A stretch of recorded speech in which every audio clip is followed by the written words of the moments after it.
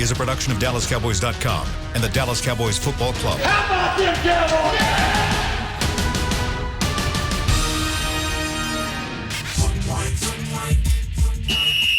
Let's go, baby! Are you ready for a break? Yes. Are you ready for a break? Absolutely. Ready for a break?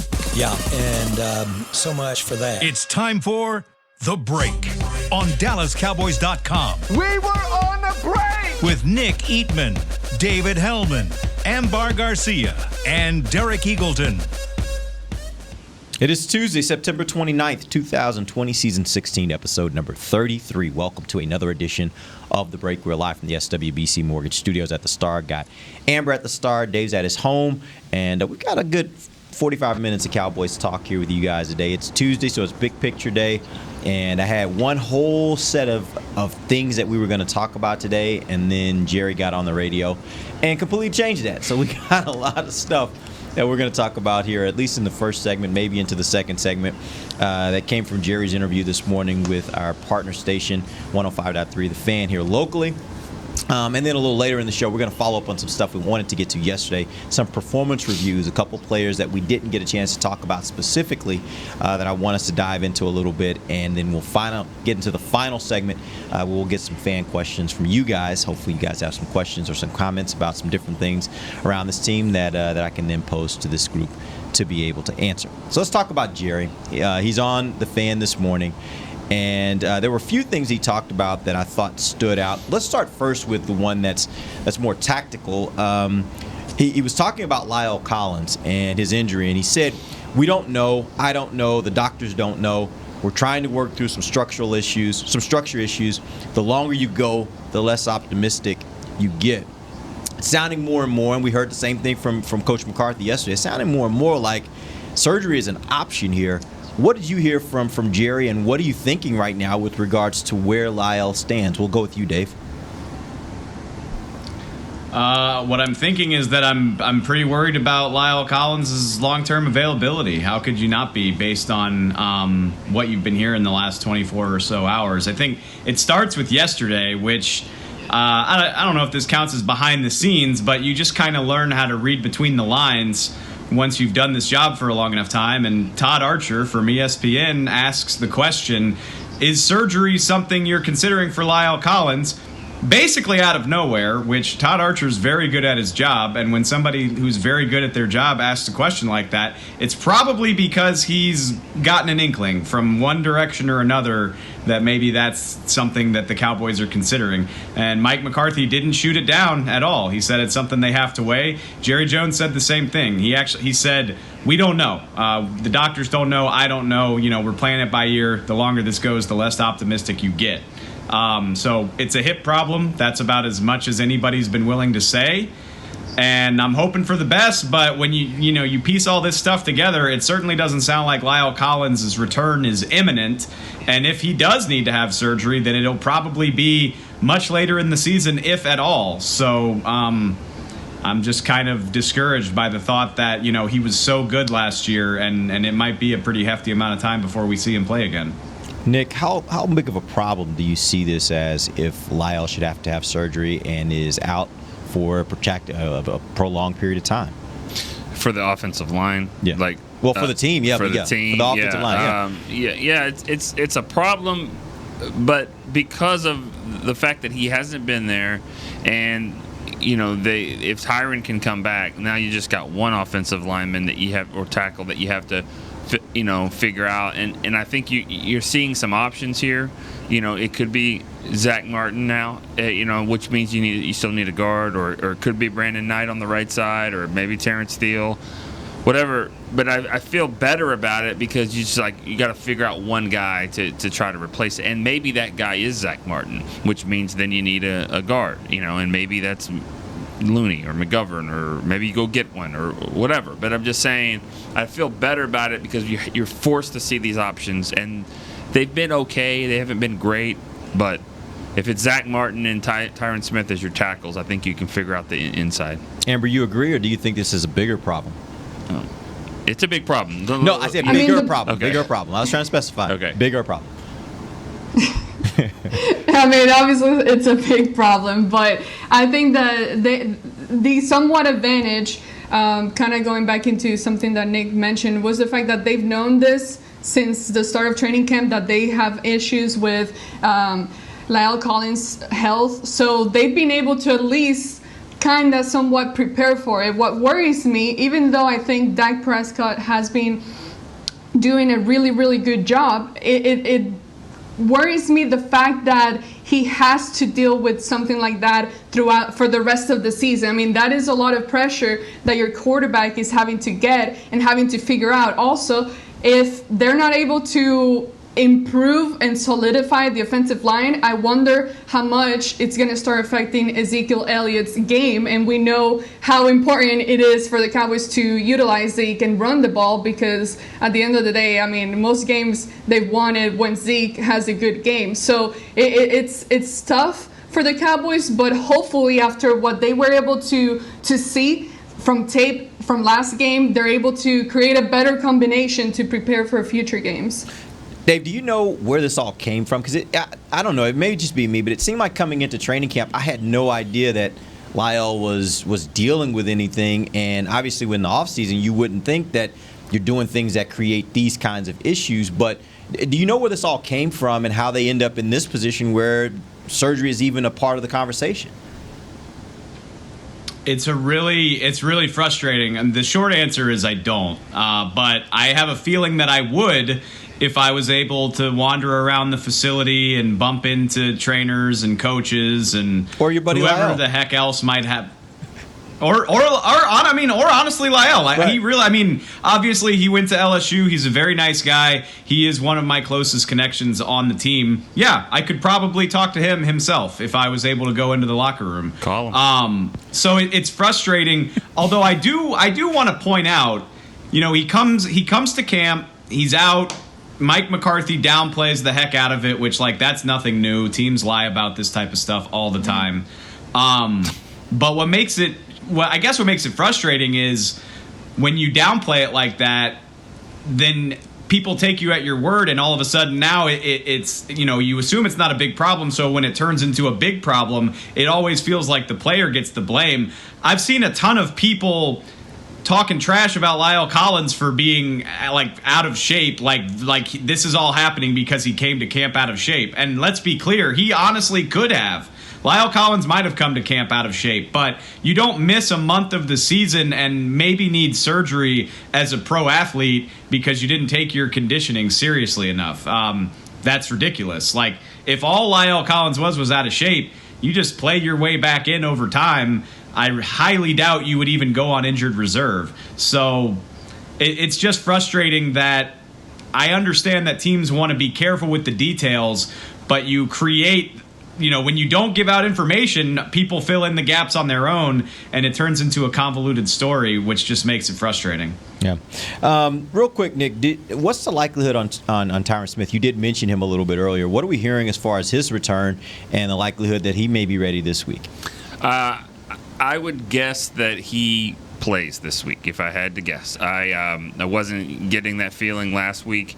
Now, I did see him warm up a little bit on the field, and I think he could have played maybe right then. I mean, like, if it's a playoff game, you know, that's what I heard twice was during, on Sunday I heard it's a long season. So it's like, okay, well, you don't want to force him here in week 3. But it's still a long season. But if you lose to the Browns and you're 1-3, this could be a really long season. So I think, at some point, you got to say, you got to get out there and play. And I can't imagine if he could have played 2 weeks ago, probably could have played last week. I would imagine he plays this week. All right. Which, if Lyle's going to be out for an extended period of time, like you said earlier, I think it's even more important that the Cowboys can get Tyron back, because then you're just dealing with one tackle position rather than 2. Well, I'm curious who plays right tackle, though. Like, who plays? I personally, I have actually thought that Brandon Knight has played really well for what he's been given. Yeah. And so I would love to see him be the guy that they put over at right tackle, and let's just see where it goes from there. I think he's been better than Steele. Yeah.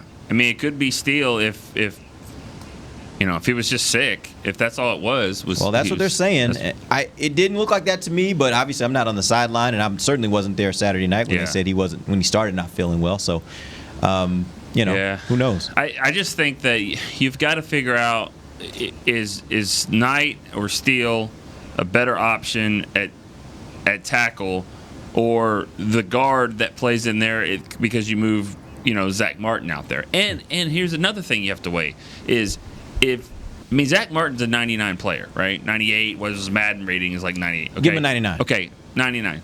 But is he at 99 at right tackle?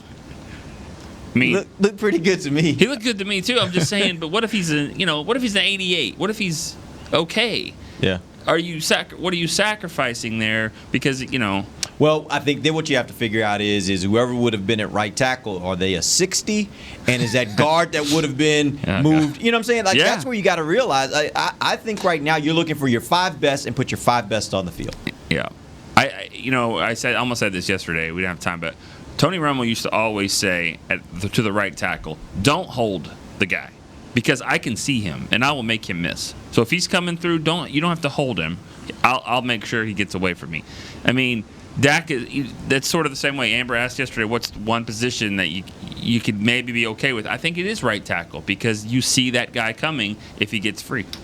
All right, let's move on to another topic that Jerry hit. This one was a little smaller topic. Name your 5 best guys. Oh.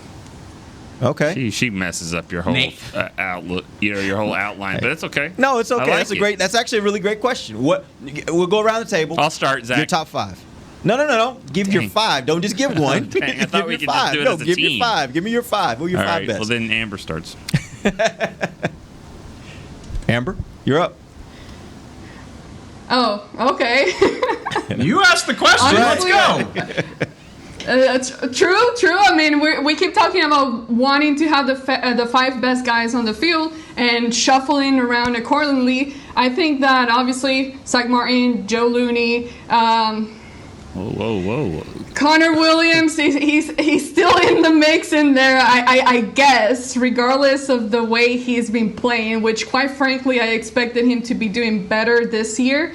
But then Brandon Knight, you have that. And honestly, I did not hate what Biadish. Oh my God, I forgot his name. Biadish.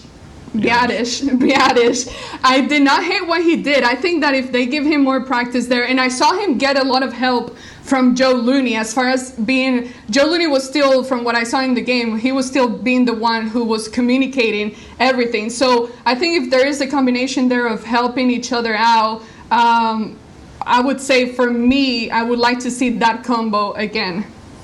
All right. Nick. I will say this. Biadish was saying after the game that he was able to do the calls.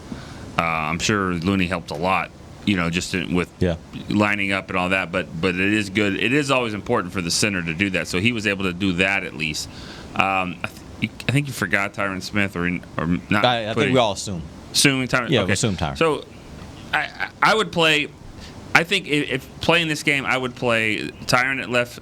I'd keep Connor in there at left guard. I would start Biadish, and I would play Zach and then Knight. So you think Looney would be the guy that would be out for you? Yeah, he's a 3-way backup. I mean, he's a guard center backup. It's valuable to take, even though that's not as a big deal anymore, Dave, because you have to take 8 linemen anyways to the game. So having all these versatile players, I mean, it's nice to have, but you can have at least 8. You have to have 8. Yep. Dave.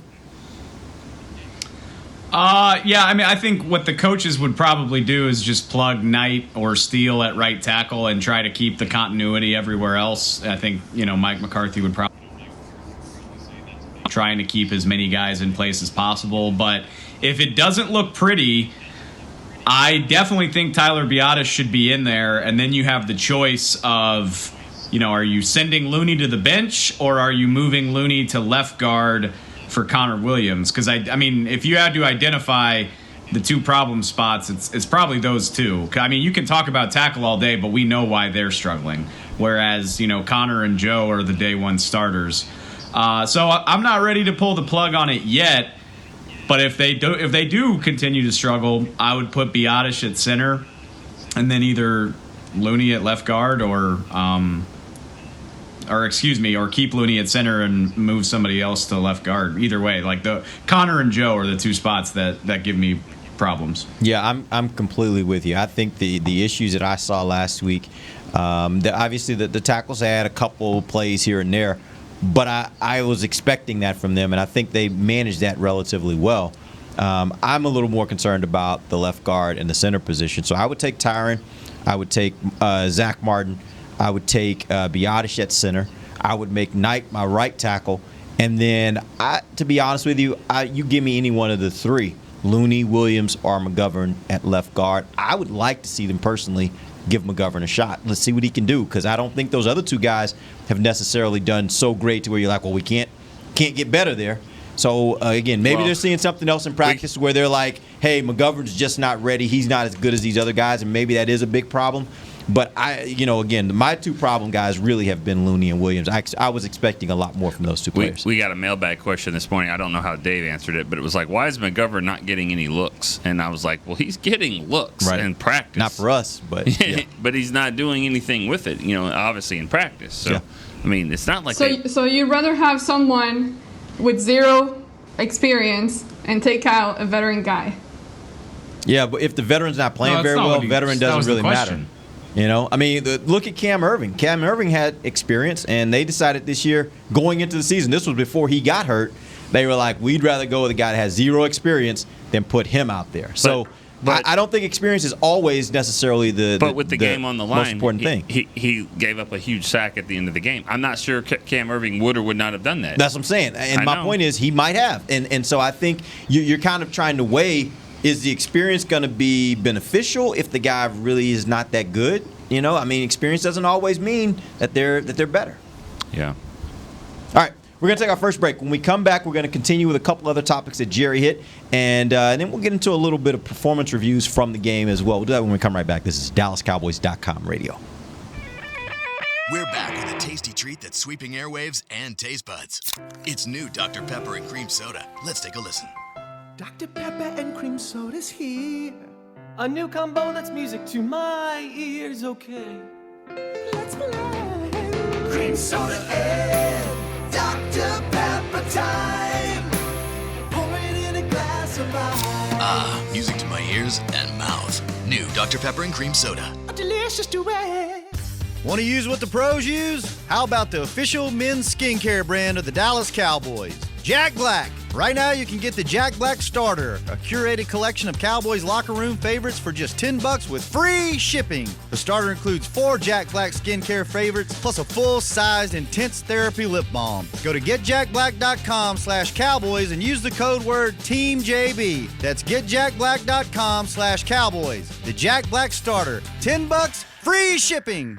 Since 1865, Stetson hats are American-made with pride right here in Texas. And Stetson is proud to be on the field with America's team. Want to show your Texas and team pride too? You can. By purchasing your own Stetson, you can look just like how the flag guys do on field at every home game. Stetson hats, the official crown of all self-respecting Cowboys, and your favorite football team. Get yours today at shop.dallascowboys.com or at stetson.com. It's funny. As we travel places, often we find the places we want to travel aren't really places at all. They're people. They're grandparents, moms, old friends, and new nephews. That's why at American Airlines, we've been using enhanced cleaning measures so you can feel confident every step until you get to them.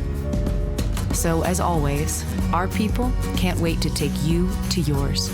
American Airlines. You are why we fly. Back to the break. The Cleveland Browns are coming to town. Here's your chance to go to the game, get your tickets to see the Cowboys take on Cleveland when they return to AT&T Stadium Sunday, October 4th. A limited number of tickets are on sale now. Get yours at dallascowboys.com/tickets. Welcome back. It is the second segment of the break live from the SWBC Mortgage Studios at the Star. We're talking about Jerry Jones and his comments this morning on 105.3 The Fan here locally in Dallas.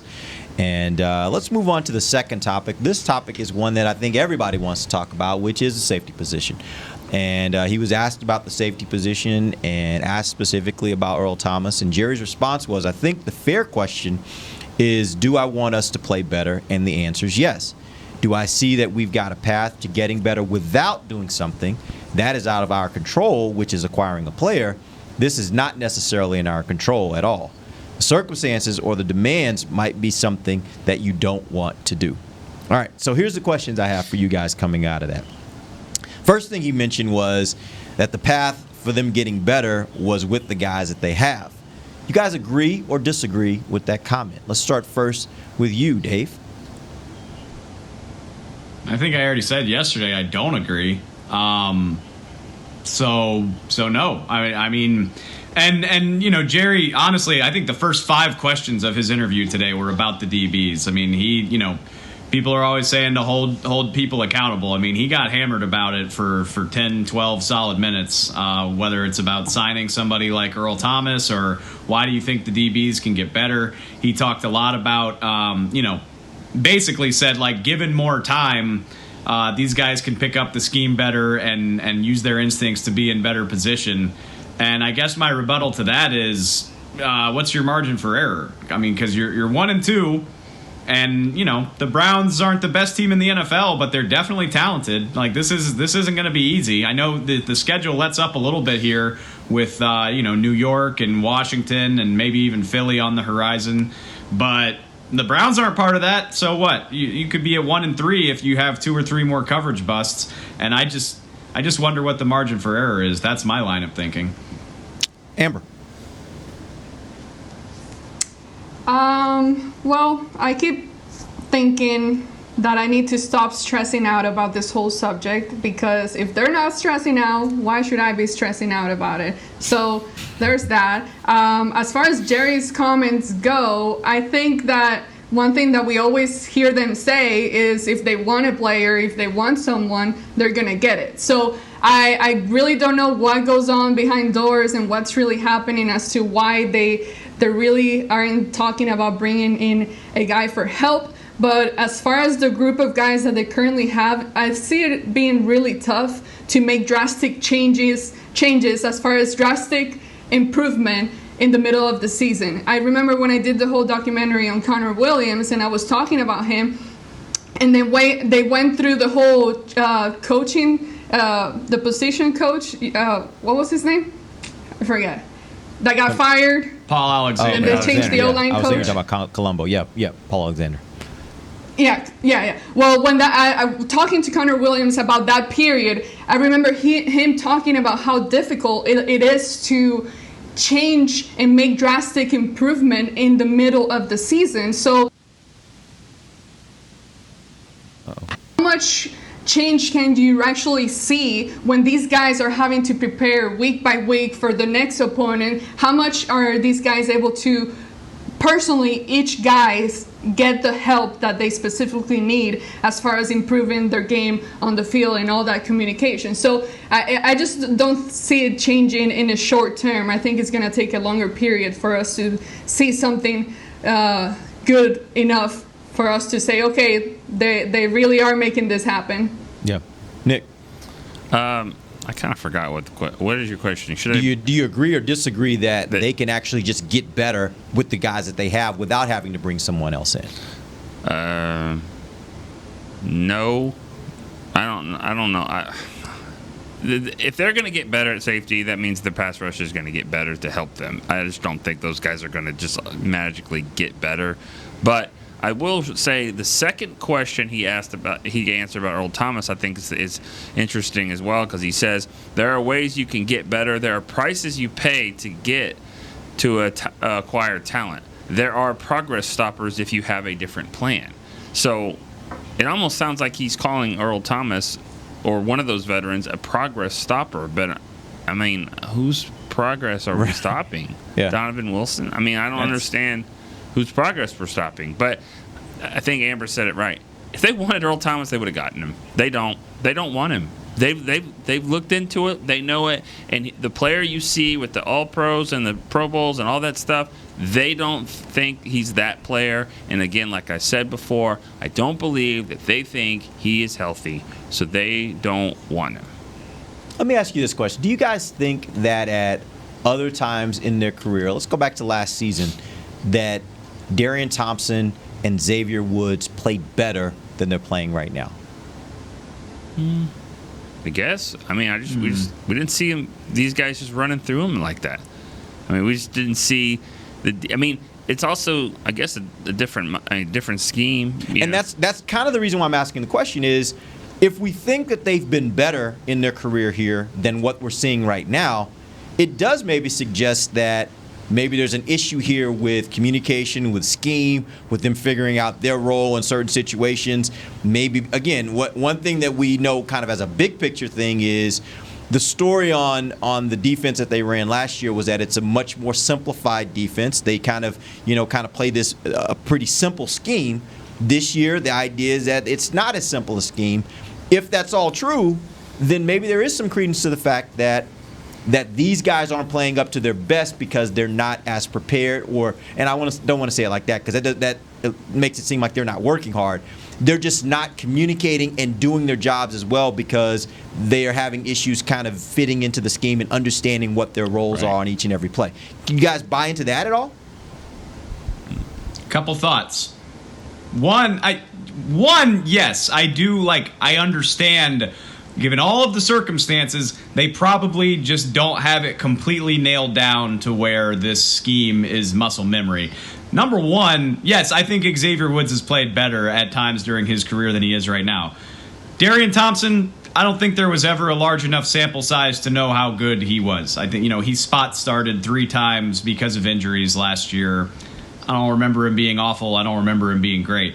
The other thing, they had an all-pro cornerback who they didn't have to worry about his side of the field nearly as often as they probably do now with Trayvon Diggs, a rookie, and a grab bag of journeyman veterans trying to handle the rest of it. So he might not get interceptions, but I think Byron Jones probably made these guys' lives easier in the past, and that's not something you can forget about either. It does feel like to me though they're putting they're kind of leaving Diggs out there on an island quite a bit. Like there have been times we've seen him over these last 2 weeks, especially where they've left him out there with some really good receivers, and he didn't have help. He was out there just kind of having to figure it out. So I don't know that they necessarily are too worried about throwing him out there. They seem to be very comfortable with throwing him out there in the same way they did with Byron. Results. It's not yielding the same results. Right. Though. No, I get that. But your point was that the safeties didn't have as much to worry about. Well, it doesn't seem like they're worrying about that too much either because they're still leaving Diggs on an island. At least a part of the game, we're seeing him out there by himself and not really having that safety help. Yeah.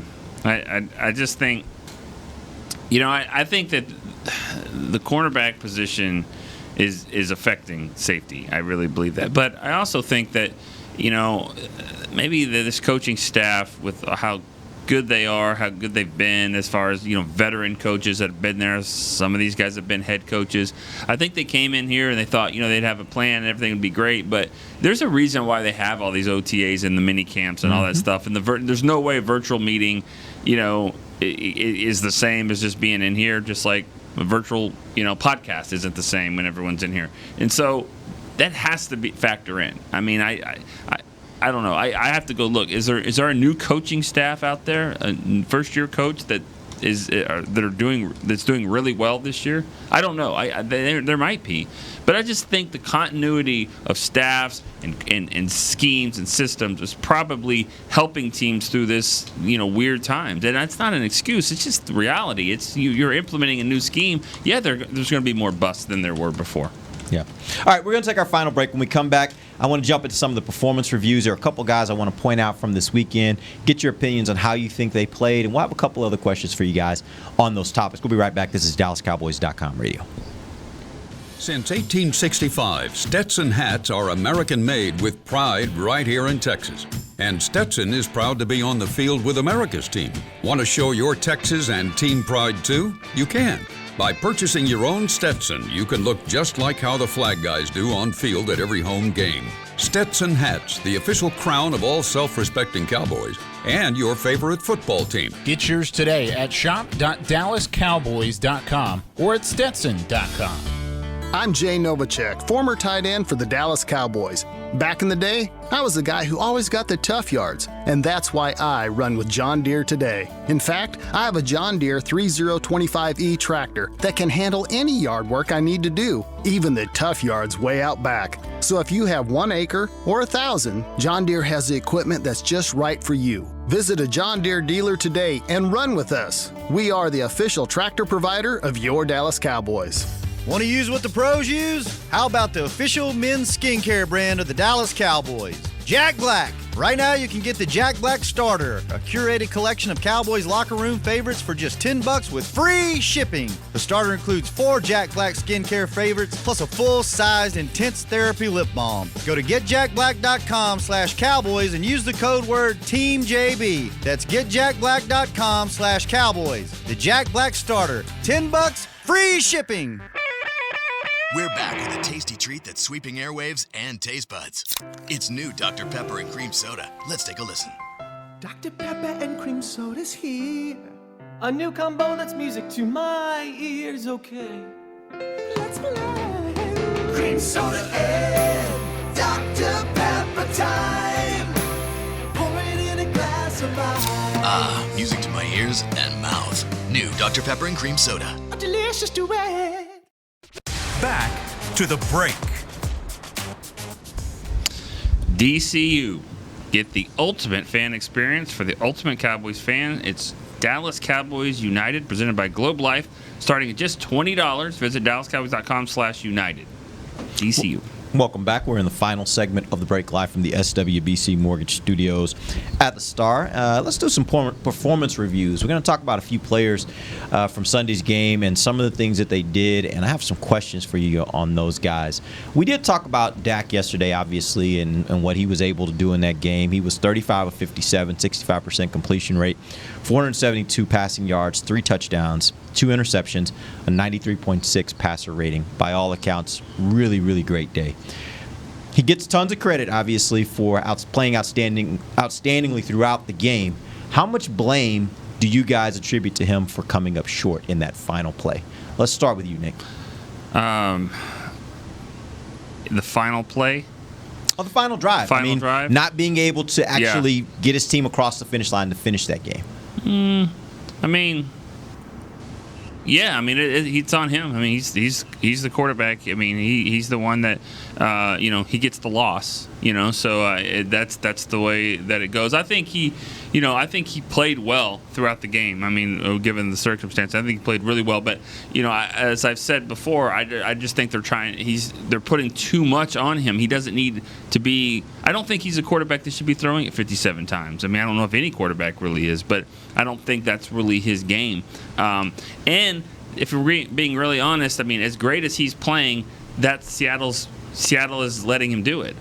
It's very clear. They'll let Dak, get his yards and get all that. At the end of the day, they're going to make him one-dimensional. As long as they stopped Zeke, that was their focus.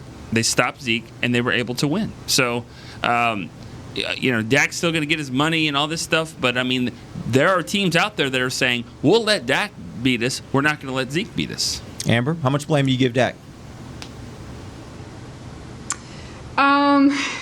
I know there are a lot of people blaming him a lot, but me personally, I think he's been playing well, and you don't play football is not a solo game. You need a whole team to play football. So he's not the only one out there.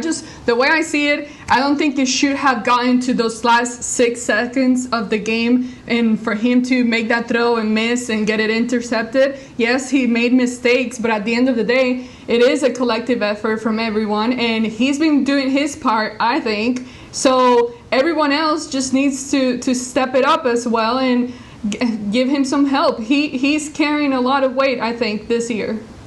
Dave.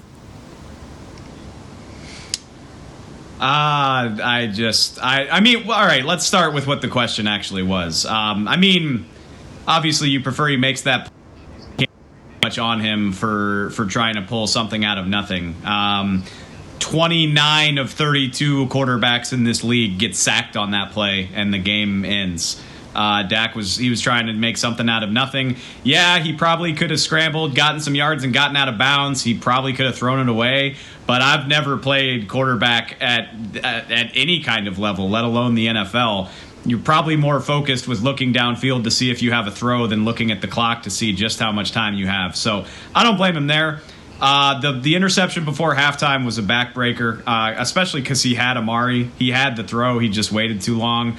And not only does that give Seattle a chance to score right before halftime, but it kills your ability to score before halftime, and it takes away the impact of being able to try to score on the first drive of the third quarter. I thought, you can't screw that throw up. And you're going to throw picks, absolutely, but it was horrendous timing on Dak's part. As for everything else, I loved it because I've seen the Cowboys stubbornly try to run Zeke into a brick wall when the pass is working. It was the Vikings game last year. The coaching staff was obsessed with trying to put the game in Zeke's hands, and that didn't work either, even though Dak was throwing the ball all over the field. So if you're going to pay a quarterback that kind of money, he has to be able to put the team on his back in that situation, and that's what Dak did. I think they get run out of that building on Sunday if Dak doesn't throw for 300 yards in the second half and basically say, all right, the running game's not working, I got this. And it didn't work out. That doesn't mean Dak played poorly. I thought he was great, and I hope the coaching staff keeps that same energy because they're probably going to need it. Because I do agree on Nick with one thing, which is that opponents are still going to commit to stopping Zeke, because if you don't, then you just make it even easier. So Dak's probably going to have to do that a few more times, and I hope the coaching staff is receptive to letting him do it. Yeah, I would just go back to that drive to reiterate what you're saying, Dave. I'd go back to that drive. I can't remember what the score was, but it was at the point in the game. I remember I said to you guys, I was like, oh, this must be the end, because I don't think they're coming back on a Seattle team like they did at Atlanta. And Cowboys get the ball, and literally in 3 plays, bop, bop, bop, touchdown. And that's where I was like, okay, this is a little different offense. This offense has the ability to quick strike you, and they can get back into games really quickly and score points really quickly. So yeah, I think that's all about Dak. You know where I think Dak and the offense can be better, and if you look at some of the other quarterbacks that they have success, is I think I have to go look at the stats, but I just don't see a lot of 1-yard touchdown passes, 2-yard touchdown passes. I mean, I know they have Zeke, they go jumbo tight ends and Antoine Woods and all that, but I mean, you look at Russell Wilson throwing touchdowns to Tyler Lockett for 1 yard. I mean, still being able to spread out your offense and trusting the quarterback to make those plays and all that. I think if the Cowboys got a little bit more dynamic in that play calling, where play actions and things like that are open, and throw the ball a little bit more, then it would open up runs even more. I don't know why they commit so much to the jumbo packages and all that. Are you talking about just in red zone situation or a goal line situation? Goal line and red zone. I think that you see other quarterbacks throw it more. Now, Dak also runs it more, right. So that's a weapon that they don't have. But I think if they tried a little bit more passing and just run base offense out of the 1 or 2 yard line, I still think it would open up things for Zeke, and I think it would open. I mean, the receivers, you still have better matchups out there. But do you think that's been a problem area for them running or getting in the end zone when they're around the 1 or 2 yard line? I mean, I think red zone issues have been. I think they do have problems that running because they try to go. They think that because TE is next to your name, that means you're a good blocker, and that's not the case. That's not the case. They go these jumbo tight ends and jumbo packages, strength on strength, and that doesn't work. And so it took every inch they could just to get the ball in the other day, Sunday. Okay, let's move on to the next one. We were talking about Zeke. He had 14 carries for 34 yards, 2.4 average. Not great for him, 1 touchdown.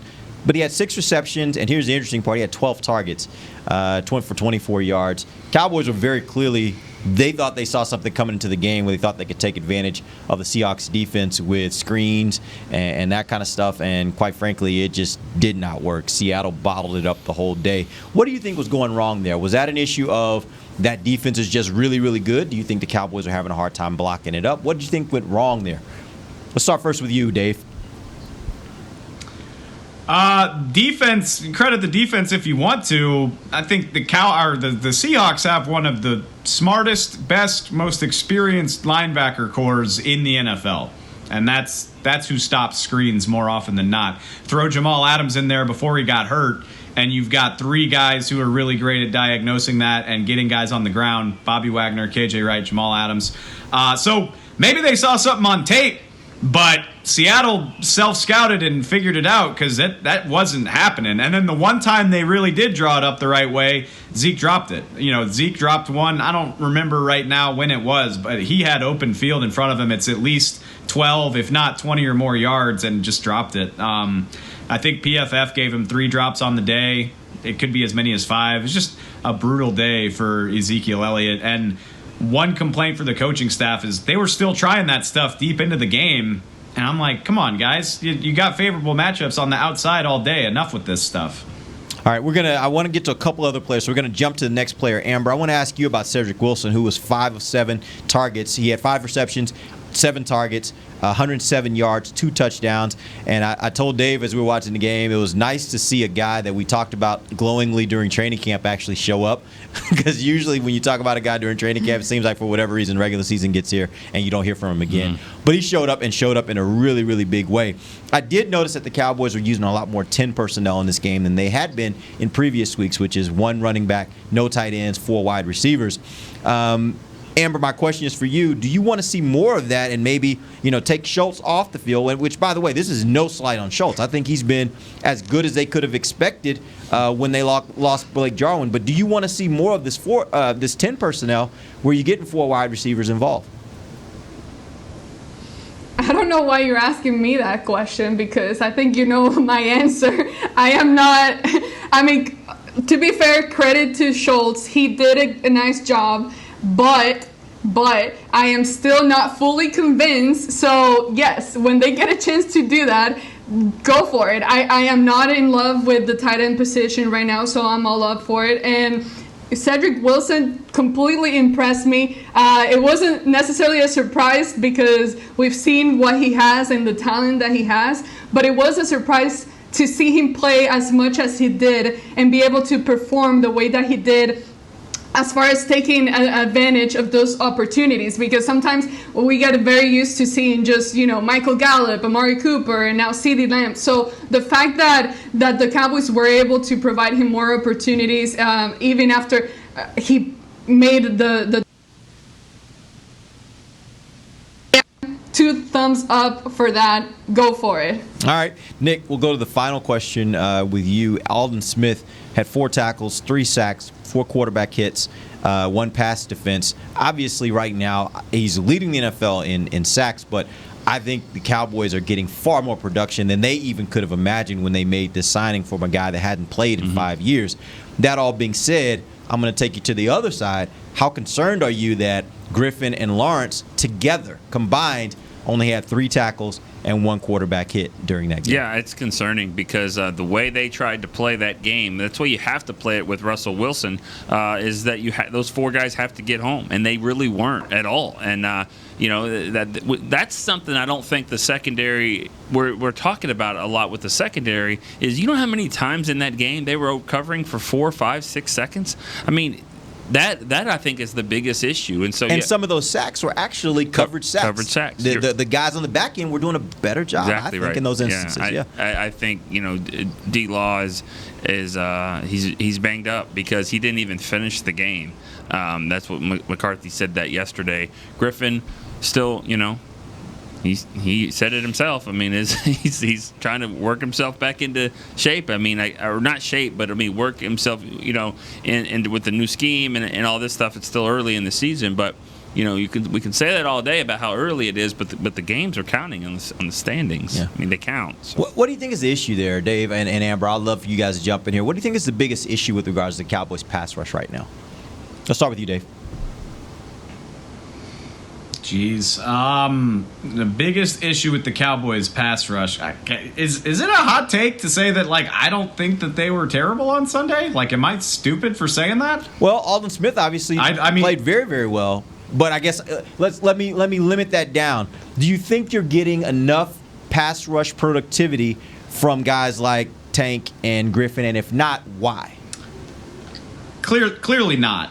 I mean, obviously. I think, especially if he's dealing with a knee injury, I thought DeMarcus Lawrence, and I guess, let me stop myself because he's on a $20 million salary, so you can always ask for more, but this was the best of his 3 games. I thought he was active, thought he was disruptive. He helped Alden Smith on a couple of those sacks. obviously you want more. The guy doesn't have a sack through 3 games, but I was encouraged. And again, the unique mobility of this quarterback makes it even tougher to gauge a pass rush. Mm-hmm. In Everson, Everson Griffin laid it out pretty eloquently. It's always cool when NFL players actually speak about it. It was week 2, now it's week 3 of a new season and a new scheme without having a real training camp. It's an excuse, and like Nick said, like the games count in the standings. But I do believe that. I think it was also it was Gerald McCoy. Love having him on Twitter too. He basically said, you're not going to see the team that it will eventually become until about week 5. Like week 5 is when it sort of comes together into the product that you're going to see pushing into November and December.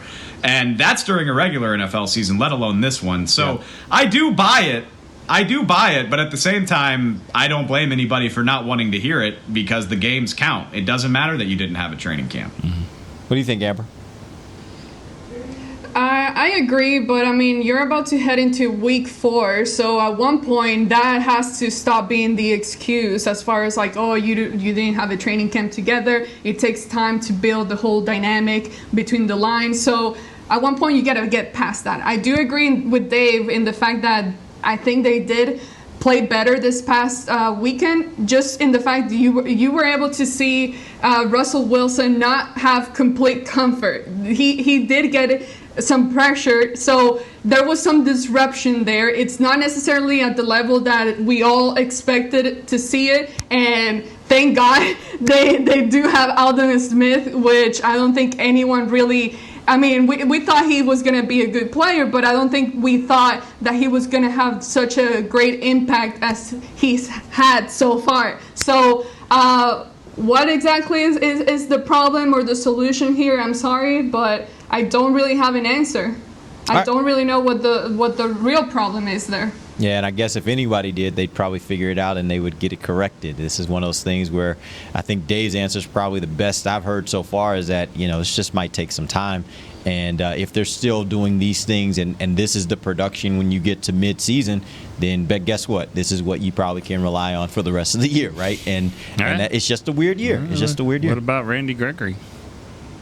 I mean, what if he comes back the way Alden Smith came back? Well, the difference is when Alden Smith left, Alden Smith was probably one of the best, if not the best pass rusher in the NFL. I don't think Gregory ever got there before he left. So he's coming back on a little different trajectory. If he comes back as a guy that can get 6 sacks, like he did when he left, I mean, he was a productive player. He was a penalty problem at times. So we'll see. Don't get penalties. We don't need any more of that. True. We get plenty of those right now. All right, we appreciate you guys joining us. We're back tomorrow. Tomorrow we're going to get into Cowboys versus Browns. We're going to have Bucky joining us as usual. He'll talk about that Browns offense versus the Cowboys defense. Till then, for Nick Eatman, Dave Hellman, Amber Garcia, I am Derek Eagleton. This has been The Break, live on DallasCowboys.com radio. This has been a production of DallasCowboys.com and the Dallas Cowboys Football Club. How about this, Cowboys?